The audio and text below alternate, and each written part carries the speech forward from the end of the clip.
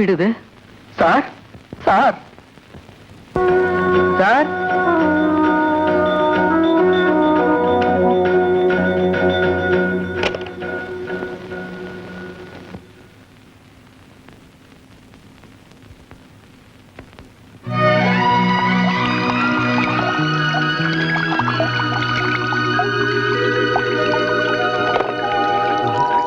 ஐயோ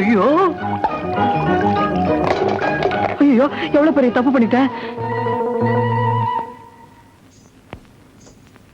பாத்ரூம்ல பாடிக்கிட்டே குளிக்க கூடாதா?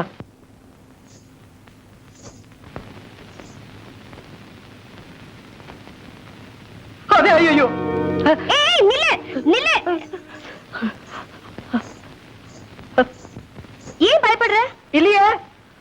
ரோட்ல அடிபட்டு அனாதையா கிடந்த உன்னை நான் தான் கார்ல தூக்கி போட்டு கொண்டாந்தேன். நன்றிங்க. டாக்டர் வரவழைச்சு காயத்துக்கு மருந்து போட்டு குணப்படுத்தி வச்சேன். ரொம்ப நன்றிங்க. நன்றிய சுகத்தை பார்த்து சொன்ன எப்படி என் முகத்தை பார்த்து சொல்றது? பார்க்க முடியலையே. ஏன் அவ்வளவு அசிங்கமாவா இருக்கேன்? சரியா பார்க்காம அப்படியெல்லாம் சொல்லலாமா? முதல்ல நீங்க அந்த டவலை எடுத்துட்டேன். நான் அப்படி சொல்லல. டவலை எடுத்துட்டு புடவையை கட்டிட்டு வாங்கன்னு சொல்ல வந்தேன். என்ன புடவையே இல்லையா? கடையே இருக்கு. ஆனா என்ன பார்த்து புடவை கட்டிட்டு வர சொன்ன முத ஆம்பளையே நீதாயா?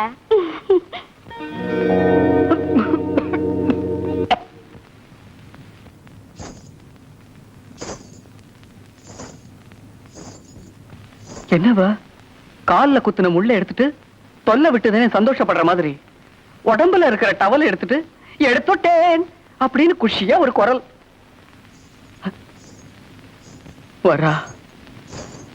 டவலோட வந்தா இப்ப எப்படியோ கைகுட்டையோட வா.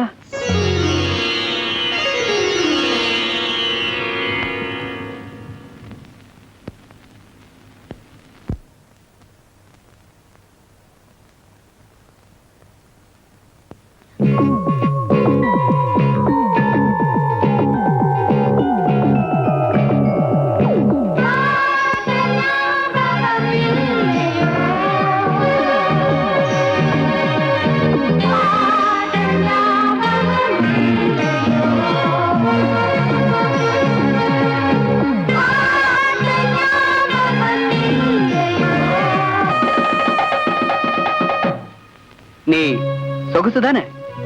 ஆமா, சித்தோடு கிராமம் சீனாதானாவோட வப்பாட்டி மக சொகுசுதா. என்ன ஞாபகம் இருக்கா? ஞாபகம் இருந்ததுனாலதான் ஒன்ன தூக்கிட்டு வந்தேன். ரோட்ல அடிபட்டு கிடக்குறவங்க எல்லாம் கொண்டு வந்தா இந்த பங்களா தாங்காது.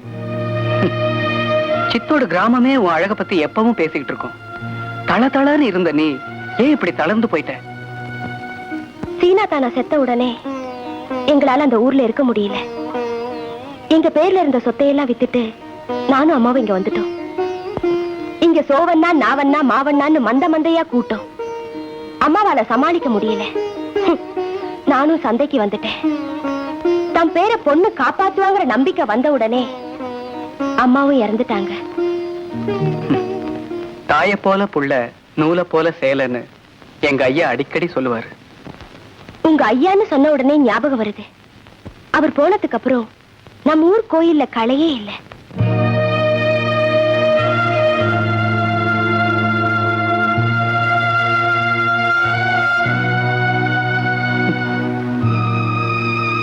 அவர் சாகும்போது கூட நீ அவர் பக்கத்துல இல்லையாமே. தயவு செய்து அதையெல்லாம் ஞாபகப்படுத்தாத. நான் பழசெல்லாம் மறந்துட்டு ஒரு யந்திரமா வாழ்ந்துகிட்டு இருக்கேன். நில்லு. நம்ம ஊர்க்காரன் நல்லவன். நான் சொல்றபடியெல்லாம் நீ நடந்துக்குவேங்கிற நம்பிக்கையில தான் உன்னை என் வீட்டுக்கு கூட்டிட்டு வந்தேன். என்ன என்ன செய்ய சொல்ற? சொல்றேன், வரியா? கூச்சப்படாம வா.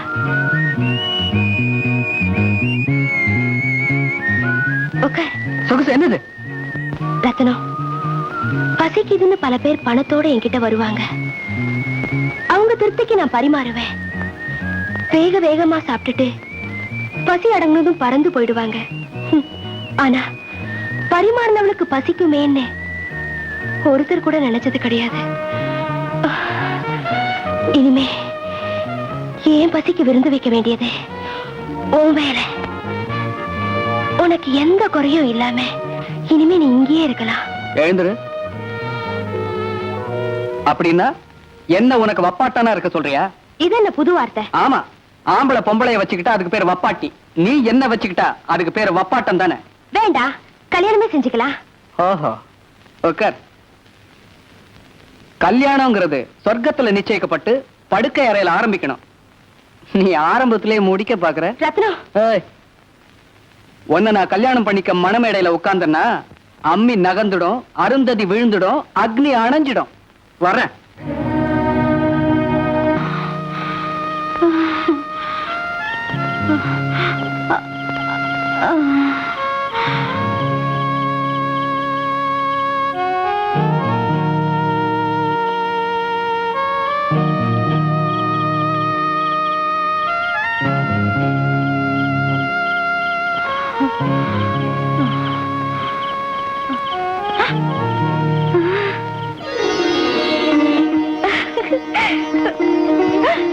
ஐயோ,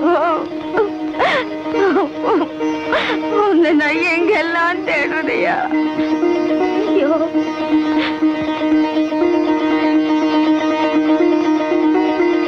ஐயோ, என்ன விட்டு. பாப்பா, கஸ்தூரி வீடு எதுமா? அந்த கம்பி போட்ட வீடு. சரிம்மா.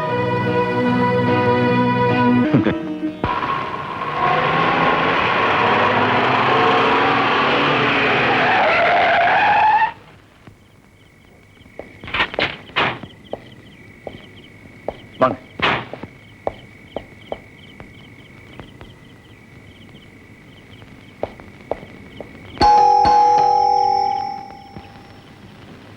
உங்க வீட்டு தோட்டம் அழகா இருக்கு சார். தோட்டக்காரன் இல்ல, அதனாலதான் அழகா இருக்கு.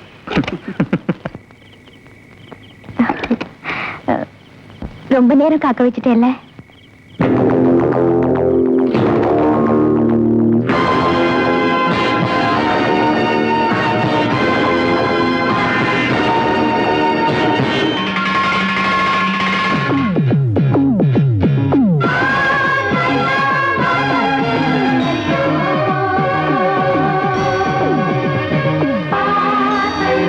கை நழுவிடுச்சா? ஆமா, நழுவிடுச்சு. நம்ம வீட்டுக்கு சாப்பிட ஒரு கெஸ்ட் வருவாருன்னு ஃபோன் பண்ணியிருந்தேனே, அது இவர்தான், mister Ratnam, MA. She is my wife. உள்ள போலாமே. ப்ளீஸ் கம் இன்.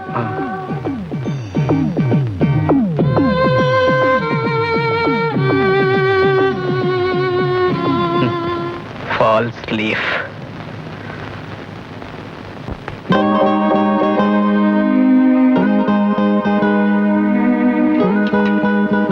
கொஞ்சம் கையெடுங்க.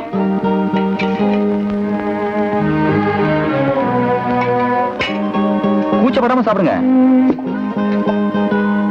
நீங்க எத்தனை படம் பார்த்த? 2. இவருடைய பொழுதுபோக்கே வீடியோல படம் பார்க்கறதா. ஒரு நாளைக்கு 4-5 படம் கூட பார்த்துருவா. ஓஹோ, நிறைய சினிமா பாப்பியா? பாப்பேன். ஒரு நாளைக்கு 3 படம் கூட பாப்பேன். ஏழைகளுக்கு பொழுதுபோக்கே சினிமா தாயா. நம்மளால செய்ய முடியாததெல்லாம் சினிமால காட்டுறாங்க. பார்த்தா சந்தோஷமா இருக்கு, படுத்தா தூக்கம் வருது.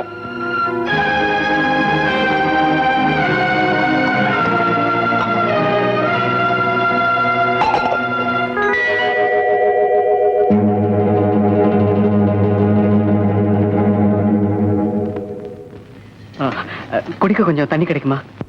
இதோ இங்க இருக்கே. ஆமா, நான் பார்த்த 2 படத்துல எனக்கு பிடிச்சது மாஜி காதலி. ஏன்? ஒரு பையனும் பொண்ணும் காதலிக்கிறாங்க. பொண்ணோட அண்ணனுக்கு இந்த காதல் பிடிக்கல. அதனால 2 பேரையும் பிரிச்சு பொண்ணை இன்னொருத்தனுக்கு கல்யாணம் பண்ணி வச்சிடுறான். அவளும் அவனோட குடும்பம் நடத்திட்டு இருக்கா. ஒரு நாள் அந்த வீட்டுக்கு அவனோட காதலனே வந்துடுறான். தண்ணி குடிங்க. Very good. கதை ரொம்ப இன்ட்ரெஸ்டிங்கா இருக்கே. அப்புறம் அந்த கட்டத்துல தான் நீங்க வந்தீங்க. படத்தை பாதியில நிறுத்திட்டு பரிமாறிக்கிட்டு இருக்கேன். சரி, மீதியை பார்த்துட்டு நாளைக்கு சொல்லு. உங்களுக்கு கதை பிடிச்சிருக்கா? கதை இல்ல சார், இது அப்படின்னா காவியம்.